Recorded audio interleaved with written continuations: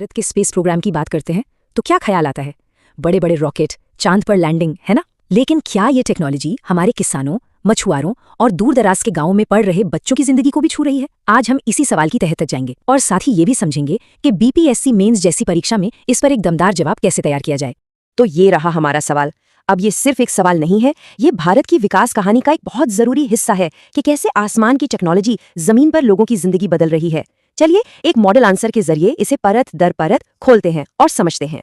किसी भी बेहतरीन जवाब की शुरुआत एक मजबूत बुनियाद से होती है और भारत के स्पेस प्रोग्राम की बुनियाद उसके बनाने वाले की सोच से आई थी। सोचिए जरा, ये शब्द है डॉक्टर विक्रम साराभाई के। वो कह रहे थे कि हमें अमीर देशों से चांद तारों की रेस लगाने का कोई शौक नहीं है। हमारा असली मकसद तो टेक्नोलॉजी का इस्तेमाल करके आम आदमी की मुश्किलों को हल करना है। उस जमाने में ये एक कह सकते हैं क्रांतिकारी सोच थी।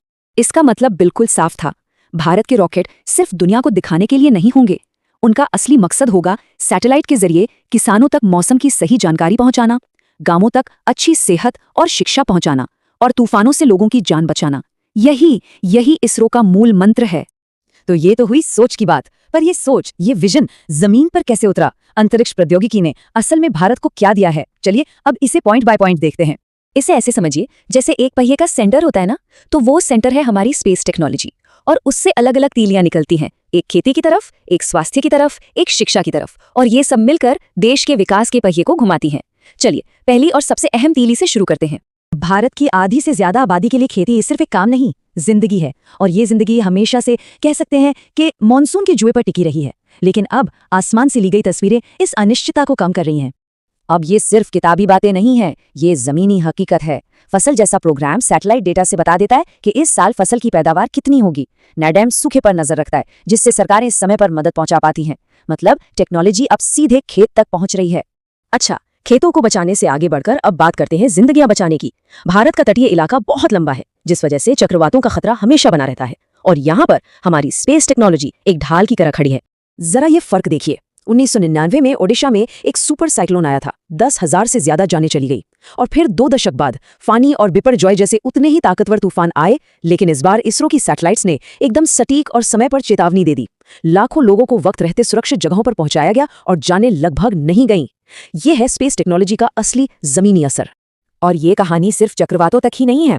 RISAG सैटेलाइट घने बादलों के बीच से भी बाढ़ वाले इलाकों का नक्शा बना सकती है। हमारा अपना नाविक सिस्टम समंदर में मछुआरों को खराब मौसम की चेतावनी देकर उनकी जान बचाता है। ये उनके लिए एक जीवन रेखा की तरह है। देखिए, भारत का विकास तब तक अधूरा है जब तक इसका फायदा हर गांव, हर घर तक ना पहुंचे। और स्पेस टेक्नोलॉजी शहर और गांव की इसी खाई को पाटने के लिए एक पुल का काम कर रही है, खासकर शिक्षा और स्वास्थ्य में। जैसे EDUSAT, ये भारत की पहली ऐसी सैटेलाइट थी जो सिर्फ शिक्षा के लिए थी। इसके जरिए दूर दराज के स्कूलों में वर्चुअल क्लासरूम चलते हैं। इसी तरह टेलीमेडिसिन की मदद से एक छोटे से गांव का मरीज भी शहर के बड़े डॉक्टर से सलाह ले सका है। ये टेक्नोलॉजी एक्सपर्ट्स को देश के कोने कोने तक पहुंचा रही है। लेकिन हर कहानी के 2 पहलू होते हैं। इन शानदार कामयाबियों के बावजूद इस टेक्नोलॉजी को जमीन तक पहुंचाने में कई बड़ी चुनौतियां भी हैं, जिन्हें समझना एक अच्छे जवाब के लिए बहुत जरूरी है। जैसे कि हमारे पास दुनिया का बेहतरीन सैटेलाइट डेटा हो सकता है, लेकिन अगर किसी गांव में इंटरनेट ही ना हो या उस डेटा को समझने वाले एक्सपर्ट ही ना हो, तो उसका क्या फायदा? फिर स्पेस मिशन बहुत महंगे होते हैं और अंतरिक्ष में जो कचरा बढ़ रहा है वो आने वाले मिशनों के लिए एक बड़ा खतरा है। तो इन सभी पहलुओं को, कामयाबियों और चुनौतियों को एक साथ मिलाकर देखें तो आखिर में तस्वीर क्या बनती है? यही कि भारत का स्पेस प्रोग्राम सिर्फ एक वैज्ञानिक उपलब्धि नहीं, उससे कहीं बढ़कर है। इसने दुनिया में भारत की छवि को सपेरों के देश से बदलकर एक टेक्निकल सुपर पावर के रूप में गढ़ दिया है। ये एक ऐसा बदलाव है जिसका असर हमारी राष्ट्रीय सुरक्षा से लेकर हमारे आत्मसम्मान तक पर पड़ा है। लेकिन असली चुनौती तो अब है। ये पक्का करना होगा कि जो खोज लैब में हो रही है वो खेत तक पहुंचे, जो ज्ञान सैटेलाइट से मिल रहा है वो हर नागरिक की जिंदगी को आसान बनाए।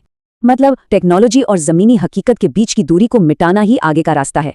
और गगनयान जैसे आने वाले मिशंस और प्राइवेट सेक्टर की बढ़ती भागीदारी, ये सब मिलकर विकसित भारत एट 2047 के सपने को पूरा करने में एक बहुत अहम भूमिका निभाएंगे।